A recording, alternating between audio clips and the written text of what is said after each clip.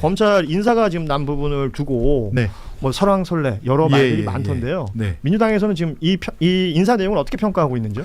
다양한 의견이 있는데요. 이 뭐 그 우리 농림부 장관 유임시켰듯이 좀 일 잘하는 검사들을 유임시킨 거 아니냐, 예. 뭐 그런 의견도 있으시고, 윤석열 정부 때 탄압을 받았던 검사 친구들이라든가 후배들한테 물어보면 좀 걱정이 되는 면도 있다, 이렇게 걱정하는 친구들도 있고. 예. 그렇습니다. 네. 지금 뭐 일단은 대검의 2인자라고 부를 수 있는 대검 차장의 노만석 네, 대검 네, 마약조직범죄부장이 올라갔고, 예. 서울중앙지검장에는 정진우 전 북부지검장, 그리고 그렇습니다. 법무부 검찰국장이죠. 예. 성상원 대전지검장이 또 부임했습니다. 법무부 또 기조실장은 최지석 서울고검 감찰부장이 인사가 났다는 내용들이 지금 나오고 있고, 네. 지금 뭐 김성노 의원도 사실은 두루뭉술하게 얘기해 주셨는데, 우리 김남일 기자께 이걸 좀 여쭤보죠. 어떤 우려의 목소리고 누구에 대한 우려의 목소리인지 좀 정리가 되잖아요. 보면 뭐 약간 색깔은 이제 그렇게 센 분들은 아닌데, 예. 일단 저는 뭐 서울중앙지검장이 정진우 하면 뭐 기획이라고 하지만 사실 공안검사 출신인데, 공안검사가 서울중앙지검장 한 거 생각해 보면 이명박 정부 때 노한균 고대 출신 노한균 검사장 이후로는 처음인 것 같아요. 그래서 참 옛날 사람이라는 게 티가 나요. 그걸 다 기억을 하고 계시네요. 예. 그러니까 어쨌든 뭔가 특수나 이런 쪽을 피해가다 보고 그 와중에서도 뭐 좀 이렇다 큰 사건들의 연루가 안 됐거나 뭐 결정 과정에 연루가 안 된 사람들을 찾다 보니까 된 것 같은데, 저는 특히 이제 어쨌든 뭐 다들 아시겠지만 법무부 검찰국장 자리가 굉장히 중요한 자리거든요. 예. 특히 검사 인사 관련해서 뭐 고위직 인사야 뭐 저 대통령실과 다 이게 협의가 돼서 한다지만, 사실 검찰국장이면 한 차장 이하, 부장 평검사 인사는 사실상 검찰국장이 다 한다고 보면 되는데, 예, 예. 이 성상원 이 검찰국장 같은 경우는 보면은 이거예요. 기본적으로 한동훈, 송경호, 성상원 딱 하면 약간 한동훈 라인이라고는 하긴 뭐하지만 기본적으로 한동훈 법무장관 시절에 저 송경호하고 저 성상원 다 이제 같이 묶여서 같이 움직이는 라인이거든요. 예. 그리고 한동훈 현대고, 송경호 중동고, 여기 성상원 영동고, 강남 8학군 강남 도련님 검사들이에요. 그러니까 일 잘하고 공부도 잘하는데 뭔가 이 검사로서는 약간 뭔가 이 잔머리 굴릴 거 하고 약간 어지지 않는 느낌이 있는 분들인데, 사실 그거 외에 성상원 영동고는 사실 약간 저런 것도 있어요. 약간 검찰 내부에서 걱정하신 분들은 성상원 영동고인데 지금 법무부 차관돼서 이진수 영동고죠. 예. 이 두 분이 영동고 검사장 승진한 게 윤석열 정부 때인데, 그때 이시원 공직기관 비서관이 영동고예요.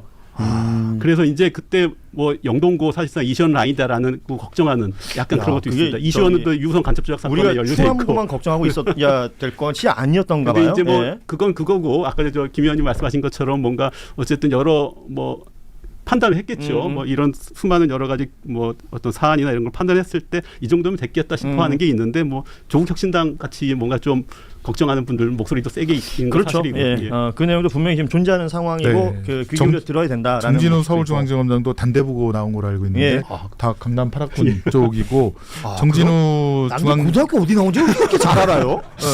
서울중앙지검장은 그 북부지검장 있을 때 그 태양광, 그렇죠. 문재인 정부 때 태양광 수사를 했는데, 그 밑에 물론 김영철 차장이라고 오빠 검사 김영철이가 하긴 했는데 굉장히 무리한 수사를 했다라고 지금 알고 있습니다. 그 오빠 검사가 그 장시호 씨. 그렇습니다. 네. 김영철 우리 탄핵 대상이었던 피의자를 제가 듣기로는 뭐 오전 오후로 해서 60몇 번 넘게 소화하고 이제 불러조지는 그 스타일. 그다음에 별다른 증거가 없는데 참고인에 대한 무리한 압수수색을 많이 해서 굉장히 그 뭐랄까 견디다 못해서 사실과 다른 진술을 많이 한 피의자나 참고인이 있다, 그런 지금 얘기를 듣고 있고요. 이게 나중에 다 문제가 될 건데 그 수사에 어쨌건 북부지검 검사장으로서 그 관여를 했던 사람이기 때문에 좀 걱정이 된다, 이런 얘기가 있고, 다만 그래도 이게 시키는 대로 잘하는 스타일이다. 그냥 뭐 크게 색깔 없고 그냥 열심히 시키는 일은 잘한다. 그래서 어찌 보면 대세에 따른다 이렇게 볼 수 있는 건가요? 봉욱 뭐 아니면 또 이태영 민정비서관인가요? 그 두 분이 충분히 컨트롤할 수 있다. 그래서 지켜볼 수도 있는 부분이 있지 않느냐, 뭐 그런 얘기가 있습니다. 정구승 변호사는 어때요? 그 이 검찰 인사라는 게 변호사들이 생활하는데도 뭔가 지장이 있을 거 아니에요? 저희 같은 경우에는 이제 그 인사가 나면 바로 인사 배치표부터 보고 저희 담당 검사님이 어떻게 바뀌었는지 확인을 하고, 혹시나 모를 일이 있는지도 확인을 하긴 합니다. 물론 도움이 되진 않지만. 혹시 저 강남 8학군인가요? 저는 이제 목동입니다. 목동이죠. 네, 이윤석 저랑 목동 기지입니다. 야, 이게 또 복잡해지네. 예. 저는 궁금한 게요. 네. 지금 민주당에서 검찰개혁 법안 내놓은 게 있지 않습니까? 가장 기본적으로 따지자면 검찰청을 없애고 공소청과 중수청을 만들고, 그렇습니다. 이것을 견제할 수 있는 국가수사위원회를 만든다. 맞습니다. 그러면 검찰청이 없어질 건데 검사 인사를 이렇게 우두두둑 낸 이유는 무엇일까? 뭐 이름만 또 이제 공소청으로 바뀌면 그 앞에 다 이제 공소 누구 이렇게 또 바뀌겠죠. 검찰국장이 아니라. 예. 그러니까 그런 식으로 또 뭐 예를 들어서 지금 이문정 검사가 이제 동부지검장이 됐는데 네네. 뭐 예를 들자면 검찰청이 공소청이 된다면 네네. 그러면 동부 지방 공소청 뭐 이렇게 되는 건가요? 그럼? 그렇습니다. 네. 근데 그것도 있고 그 법안이 된다고 해서 바로 시행되는 게 아닌 걸로 알고 있습니다. 그렇죠. 예. 유예 기간이 있기 때문에 1년까지 잡혀 있는 예, 것이니까. 그 유예 기간 동안도 계속 수사가 이루어져야 되는 부분도 있을 것이고 특히나 말씀드린 동부청 같은 경우에는 이번에 마약 그 인천 세관 마약이나 이런 부분도 담당할 수 있다고 생각 들었고 남부 같은 경우에는 그 여의도 관련한 그 관할이 있기 때문에 그렇죠. 그 대통령님께서 말씀하신 그 주가 조작하면 이제 패가 망신한다라는 드라이브 남부지검에 다 예 한다. 맞습니다. 그래서 그거를 이제 좀 핵심인 요직에다가는 이제 코드 인사를 좀 하셔서 이제 그 본인들이 그 대통령님께서 말씀하신 정책의 기조를 이어갈 수 있게 하는 조치였다라고 생각합니다. 우리 사회자께서 질문하신 건 아니지만 관련이 있기 때문에 좀 말씀을. 사실은 이제 검찰총장 인사가 제일 중요하지 않겠습니까? 그렇죠. 예, 이들을 다 제압할 수 있는 게 검찰총장인데 지금 3명이 함합형에 오르고 있는 것 같습니다. 주영환 27기, 그다음에 박세현 지금 특수본부장 29기, 그다음에 이정현 검사 28기 3명인데 또 박세현 검사는 현대고 라인이에요. 한동훈 후배. 예, 한동훈이 그 수원지검의 김유철 검사라고 거기도 현대고거든요. 현대고 검사가 많네요. 현대고가 의외로 또 권력의 좀 맛을 좀 들인 것 같습니다. 근데 이 김유철 한동훈 검사가 굉장히 그 세게 이재명 대통령과 문재인 정부까지 수사했던 사람들이거든요. 근데 박세현 검사가 함합형에 오른다는 게 조금 의아하고 두 번째는 주영환 검사가 27기인데 이 사람 또 휘문고 라인입니다. 이게 강남 또 파라필이 많네요. 아니, 자, 이거 문제 있네. 예. 교육부터 해야 됩니다. 이거 제가 봤을 때. 문제 있지 않습니까? 휘문고 라인 심우정 후배. 예. 아니 심우정이 선배겠죠. 그렇게 되겠네요. 심우정이 선배겠죠. 근데 주영환 검사는 또 제가 취재를 해보니까 윤석열 결혼식 때 사회를 본 그런 또 그 친밀감이 있다. 아 그래요? 예. 그래서 지금 문재인 대통령 때 어찌어찌해서 이제 그때 기조실장도 맡고 문재인 정부 때 중용이 됐는데 윤석열 정부 때는 그래서 이제 탄압을 받았죠. 대구지검으로 좌천되고 바로 이제 옷을 벗었는데 이 사람이 검찰총장이 되면 그래도 걱정이 되는 거죠. 휘문고 라인이고 또 심우정과 같은. 아니 그 검찰 내에 강남에서 고등학교 나온 사람들 싹 빼면 어때요?